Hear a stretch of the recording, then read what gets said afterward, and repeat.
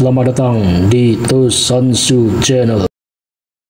Komponen dalam merakit PC. Sebagai catatan awal, berikut ini adalah sebagai gambaran umum saja tentang apa saja komponen yang dibutuhkan dalam perakitan komputer atau PC atau personal komputer dari awal sampai akhir. Oleh karena saya belum memiliki berbagai komponen atau part yang diperlukan dalam sebuah perakitan komputer, sehingga dalam video ini saya hanya akan menjelaskan garis besarnya saja lewat penjelasan teks dan gambar, serta secara random mencontohkan dua referensi video perakitan milik orang lain yang link videonya akan saya sertakan, yang nantinya bisa Anda langsung kunjungi channelnya untuk melihat visual videonya secara langsung, sehingga diharapkan pemahaman Anda sebagai orang awam akan terasa klop dengan penjelasan video narasi presentasi saya ini. Oke, kita mulai. Sebagai langkah awal dalam perakitan komputer, Anda harus mempersiapkan yang namanya case PC atau casing komputer. Dalam Anda memilih sebuah casing komputer, Anda harus memperhatikan tiga faktor. Faktor pertama dari segi harga, dan faktor kedua ialah kegunaan atau fungsi dari komputer yang akan Anda rakit nanti. Dan faktor ketiga, kecocokan dengan model motherboard komputernya. Pemilihan casing komputer yang harus cocok dengan model fisik mainboard atau motherboardnya. Nah, di sini saya tampilkan ada dua buah gambar ya. Ada dua buah gambar casing komputer. Nah, untuk yang atas ini biasanya hanya untuk kepentingan ya office ya, atau yang standar saja. Kalaupun desain yang enggak terlalu berat ya, desain grafis. Sedangkan kalau untuk kepentingan desain grafis yang lebih berat dengan software-software tertentu, ataupun misalnya untuk editing video ya, atau kebutuhan untuk gaming, itu casing yang di bawah ini ya, yang lebih mumpuni ya. Jadi semacam ini. Itulah dari faktor kegunaan ya. Tentunya kalau dari segi harga ya, casing yang ya, gambar di atas ini lebih murah ya. Apalagi kalau yang enggak ada power supply-nya, kosongan, itu lebih murah lagi. Tapi lebih baik saya sarankan beli saja yang sudah ada sekalian power supply-nya ya. Sedangkan untuk casing yang model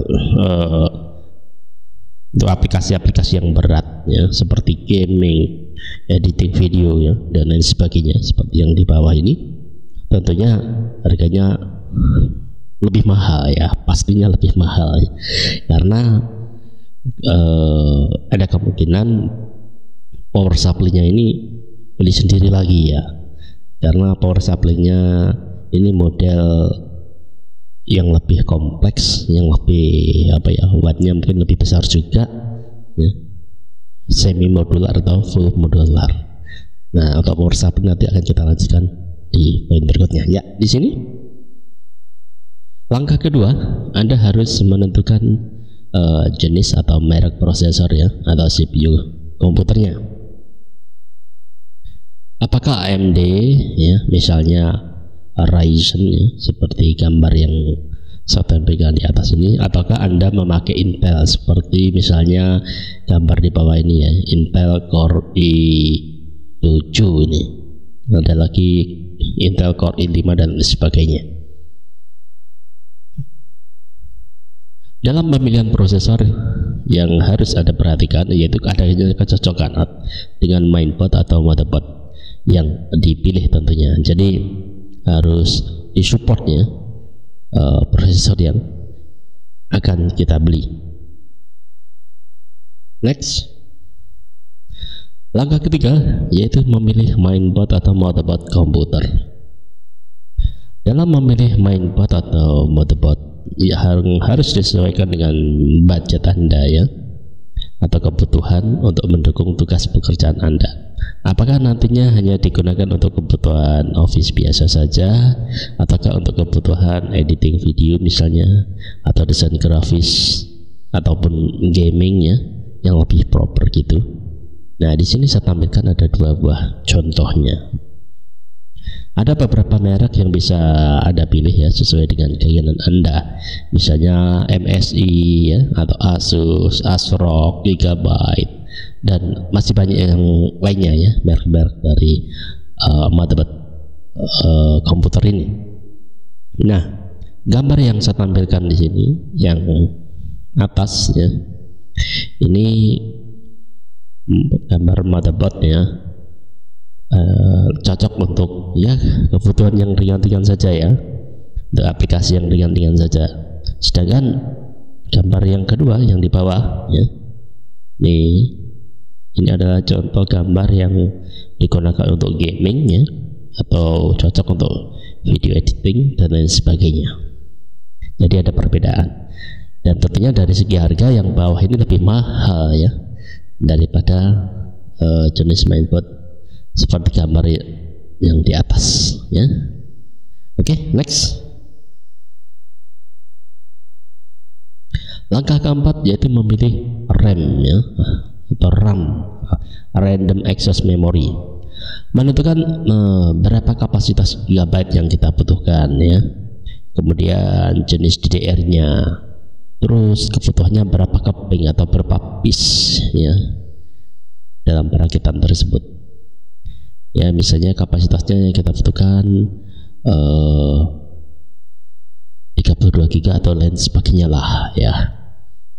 Tentunya ini harus menentukan dengan jenis nanti pekerjaan yang akan kita gunakan ya dalam komputer tersebut ya.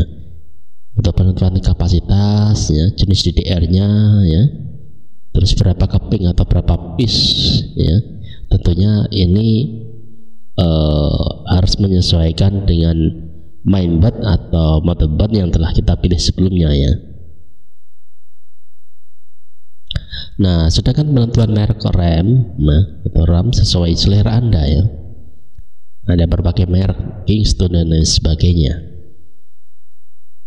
Tetapi yang lebih diperhatikan adalah adanya kecocokan sekali lagi ya dengan mainboard atau motherboard komputer yang telah Anda pilih sebelumnya.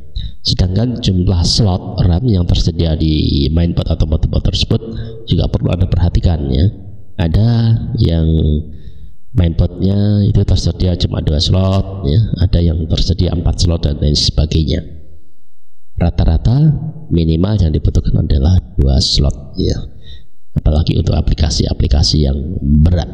Nah, di sini saya tampilkan ada 3 buah memori ya. Tentunya DDR berapa saja itu bisa dicek sendiri ya di Google. Nah, di sini ada mereknya dari Vigen ya. Kemudian ada dari Kingston ya. Dan lagi dari apa ini? Maaf saya lupa ya. Nah, tapi gambarnya semacam ini.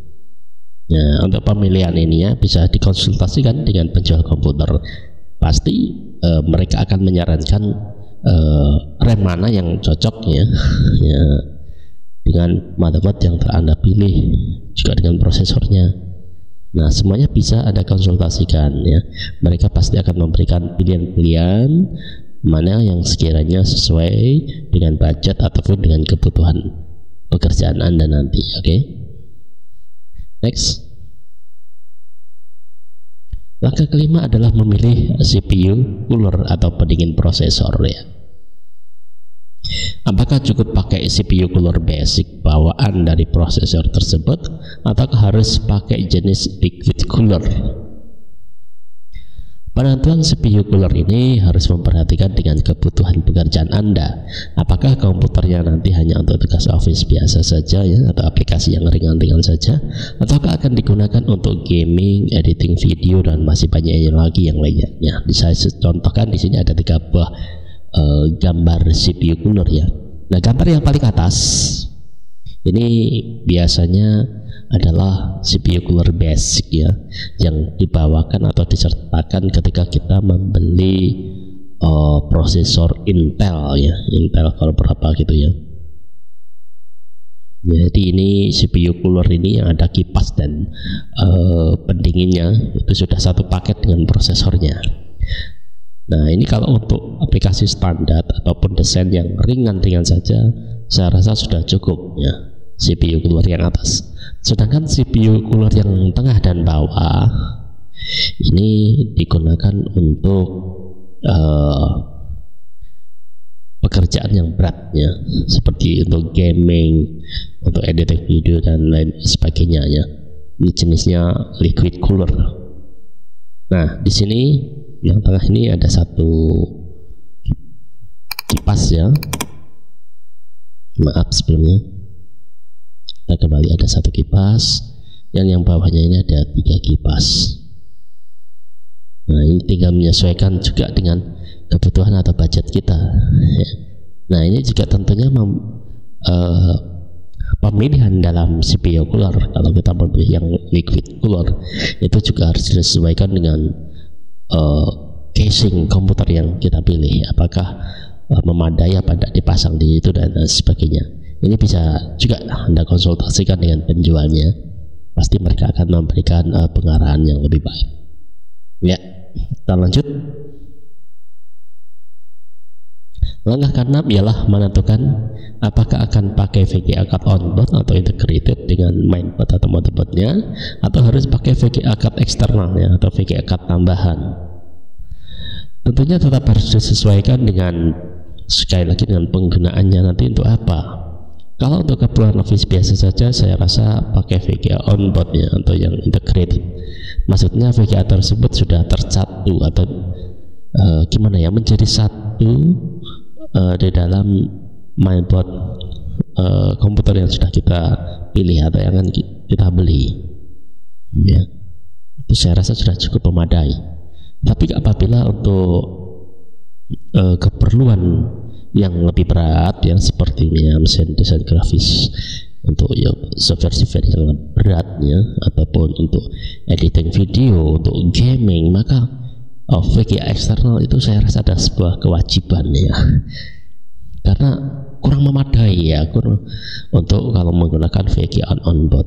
Nah di sini saya tampilkan 2 buah gambar VGA eksternal ya, atau VGA tambahan. Yang atas ini produk dari Nvidia. Ini kalau untuk kebutuhan editing yang menengah ya, ini saya rasa juga sudah cukup, atau untuk gaming yang tidak terlalu berat. Sedangkan untuk kebutuhan yang lebih berat lagi, tentunya contohnya seperti VGA eksternal yang bawah ini ya, yaitu ini, maaf ya, ini tentunya juga ada memorinya tersendiri ya, VGA yang bawah ini. Nah semua sekali lagi kembali kepada kecocokan ya dengan komponen-komponen sebelumnya seperti casing, prosesor, motherboard ya, dan RAM dan lain sebagainya. Juga tidak apa ya, ditentukan juga oleh kebutuhannya ya, apakah hanya untuk ya aplikasi-aplikasi biasa yang standar saja, untuk kebutuhan yang memang membutuhkan komponen yang lebih ya, yang lebih bagus, nantinya akan lebih mahal juga ya. Semua kembali kepada 2 pertimbangan itu ya. Oke, next. Selanjutnya langkah ke-7 adalah tentang power supply komputer ya. Dalam pemilihan power supply ini hendaknya juga memperhatikan dengan kesesuaian mainboard atau motherboardnya, kemudian dengan casing dan lain sebagainya yang telah kita pilih sebelumnya.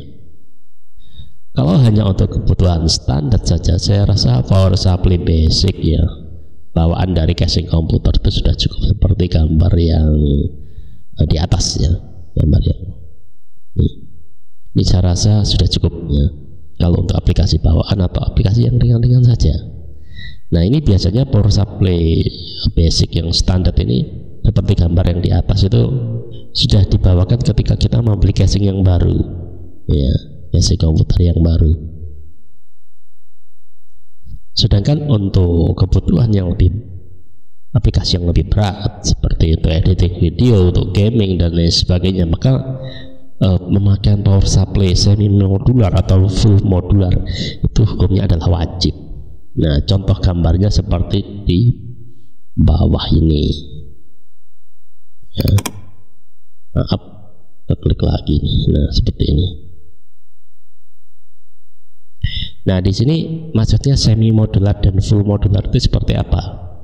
Nah, oleh karena kebutuhan daya, ya, kalau untuk gaming atau kebutuhan aplikasi yang lebih berat, tentunya daya wattnya juga besar, ya. Nah, makanya power supply basic bawaan dari casing rasa tidak mampu. Nah, makanya yang dibutuhkan adalah power supply yang lebih bagus, ya. Kebutuhan wattnya juga memenuhi syarat, ya. Makanya dibutuhkan power supply yang di bawah. Casingnya pun juga beda nanti, ya. Nah, untuk power supply yang di bawah semi modular itu adalah maksudnya ada kabel yang permanen yang keluar dari kotak power, keluar dari dalam kotak power supply tersebut, dan ada yang sebagian untuk kabel-kabelnya itu yang harus kita pasangkan sendiri, jadi dicopot di situ seperti ada colokannya gitu loh, ya. Itu semi modular. Kalau full modular itu kabel-kabelnya itu terpisah semua dari kotak power supply-nya, jadi kita harus menancapkan sendiri ketika kita dalam merakit sebuah komputer. Jadi kurang lebih seperti itu yang saya pahami, ya. Nah, untuk contohnya bagaimana nanti saya akan referensikan, ya, video yang wajib Anda tonton, ya, secara random. Banyak sekali sebenarnya video-video yang ada di YouTube, ya, tentang perakitan komputer ini. Oke, kita lanjut. Next. Oh ya, hampir saja saya lupa. Langkah ke-8 ialah pemilihan media storage atau tempat menyimpan OS atau operating system, ya, seperti Windows, dan juga untuk penyimpanan data. Bisa dipilih, ya, HDD atau hard disk. Di sini saya lupa, ya, tidak menyertakan gambar dari hard disk komputer. Nah, kalau Anda penasaran, coba Anda cari, ya, di Google. Anda ketik hard disk untuk komputer, ya, 3,5 in kalau tidak salah. Nah, nanti akan muncul, ya, gambarnya seperti apa. Ini maaf saya lupa tidak menyertakan. Yang sertakan di sini adalah SSD saja, ya, tempat penyimpanan untuk komputer seri motherboard terbaru, ya. Nah, di sini SSD itu pun ada dua pilihan. Yang atas itu adalah SATA, konektornya masih sama dengan hard disk, ya. Hard disk SATA, dan ada lagi untuk motherboard versi terbaru yang seperti yang terdapat dalam motherboard untuk gaming itu sudah memakai SATA M.2, gambarnya seperti di bawah, ya. Nah, ini yang harus Anda perhatikan. Bentuknya hampir mirip dengan RAM atau memori, tetapi beda, ya. Koannya itu beda. Kalau RAM pinnya itu di bawah, kalau ini di samping, ya, seperti ini, di samping kanan. Nah, SATA M.2 maupun SSD SATA, ya, ini punya kelebihan, yaitu katanya sih, ya, yang sudah pernah memakai, yang saya lihat di video-video di YouTube atau ulasan-ulasan di artikel atau dan sebagainya yang ada di internet, ya, itu akan sangat berpengaruh terhadap performa daripada komputer ataupun laptopnya yang kita pakai. Nah, karena ini berkaitan dengan komputer, tentunya akan berpengaruh terhadap kecepatan kecepatan loading daripada operating system yang telah kita install dalam komputer tersebut, tentunya dalam SSD ya, baik dalam pengaksesan aplikasinya dan lain sebagainya, untuk bootingnya berapa lamanya, itu tentunya performanya lebih baik ya, dibanding apabila kita memakai hard disk ya. Tetapi kelemahannya daripada SSD ini yang paling menonjol adalah harganya.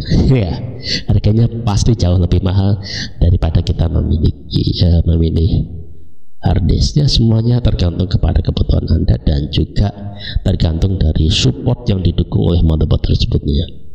Apakah motherboard yang telah kita pilih tersebut hanya mendukung hard disk SATA saja atau SSD saja, atau ada kedua-duanya ya. Jadi kita harus menyesuaikan juga dengan motherboard yang telah kita pilih. Ini bisa dikonsultasikan juga dengan penjual tempat di mana Anda akan membelinya ya. Mereka pasti akan merekomendasikan yang terbaik. Oke, kita lanjut. Dalam menentukan tampilan media storage ini, sekali lagi harus memperhatikan kesesuaian atau kecocokan dengan mainboard atau motherboard komputer yang telah dipilih sebelumnya, serta juga menyesuaikan dengan budget Anda ya. Kalau budgetnya terbatas, tentunya motherboardnya juga motherboard yang murah ya. Kemudian storage-nya juga pilih hard disk, dan itu pun untuk kebutuhan yang standar saja. Tapi kalau untuk kebutuhan yang lebih dan lebih, tentunya budgetnya lebih besar lagi dan bisa memakai SSD ini. Oke, kita lanjutkan pembahasan berikutnya. Oke, setelah semuanya tadi komponen itu tersebut tersedia ya, atau telah Anda beli ya, dan Anda rakit menjadi satu unit komputer ya, bagaimana langkah-langkah perakitannya itu bisa Anda baca dengan teliti dan ikuti petunjuk pada buku manual mainboard atau motherboard. Jadi ketika kita membeli mainboard atau motherboard komputer baru ya, selain ada aksesoris kabel dan lain sebagainya ya, dalam dus motherboard atau mainboard tersebut juga disediakan buku manualnya. Nah, meskipun mungkin Anda tidak paham bahasa Inggris ya, karena kebanyakan ditulis dalam bahasa Inggris, tetapi saya rasa gambar atau visual yang ditunjukkan oleh mereka pasti akan sangat membantu kita dalam merakit komputer. Terus terang, seperti saya tidak pandai bahasa Inggris, tetapi saya bisa merakit komputer ya, apabila bagaimana langkah-langkahnya itu karena sudah tersedia gambar petunjuknya yang sangat lengkap ya dalam buku manual mainboard tersebut. Jadi jangan khawatir, Anda pasti bisa. Nah, langkah berikutnya setelah semuanya selesai dirakit adalah testing ya, mencoba apakah komputernya nyala apa tidak ya, dengan menghubungkan kabel VGA ya, dari monitor ke port VGA yang ada di mainboard ya, baik itu VGA onboard ataupun pada VGA cardnya ya eksternal, tergantung apa yang Anda rakitnya. Kemudian kabel power komputer itu Anda hubungkan ke colokan listrik atau PLN ya, dan Anda tekan tombol powernya. Anda perhatikan apakah komputernya nyala, kipasnya pendingin itu berputar, apakah ada tampilan di monitor, dan lain sebagainya. Nah, jika langkah Anda dalam teknik perakitan itu sudah benar ya, saya yakin 100% komputernya sudah bisa nyala normal ya. Jadi Anda tinggal penyetingan BIOS serta instalasi operating system atau Windows serta software-software lainnya. Nah, bagaimana tentang penyetingan BIOS, bagaimana menginstalasi operating system atau Windows dan software lainnya? Saya rasa banyak sekali video-video yang membahasnya yang ada di YouTube ya. Anda bisa ikuti panduan-panduan mereka. Jadi di sini saya tidak akan membuat video seperti itu. Oke, Oke, sebagai contoh referensi teknik perakitan komputer bagi Anda, berikut ini secara random ya, saya kasih 2 link video ya. Silakan Anda tonton videonya dengan mengunjungi channel mereka yang membuatnya ya. Di sini ada 2 link yang bisa Anda kunjungi ya, tentang bagaimana teknik perakitan komputernya ya, serta part-part atau komponen yang dibutuhkan seperti yang saya jelaskan tadi. Nah, di 2 link video yang saya berikan di sini, yang pertama itu ya, yang di baris atas itu kalau tidak salah ingat ya, panduan atau cara merakit komputer dengan memakai motherboard untuk kebutuhan standar ya. Sedangkan kalau untuk kebutuhan gaming itu ada di link video yang bawah ya. Bisa Anda catat linknya, kemudian Anda ketikkan di apa ya, di search atau di link di bar pada pencarian ya, pada YouTube. Pasti kalau Anda benar dalam pengetikannya, maka video tersebut akan tampil ya. Oke, selamat menonton. Semoga apa yang saya sajikan di sini berguna, bermanfaat buat Anda, dan apa yang sudah saya jelaskan di sini saya harap bisa klop ya, bisa cocok dengan 2 link video yang saya sertakan ya, milik orang lain ya, yang saya rekomendasikan secara random. Kalau Anda mungkin ingin mencari tambahan atau sebagai perbandingan ya dengan video-video dari channel orang lainnya selain yang saya sertakan, tidak masalah. Yang penting Anda paham ya, Anda bisa mengetahui langkah-langkahnya dengan baik dan bisa Anda terapkan ya ketika Anda ingin merakit komputer sendiri. Oke, saya rasa itu saja kali ini dan sampai jumpa di video selanjutnya. Terima kasih dan bye-bye.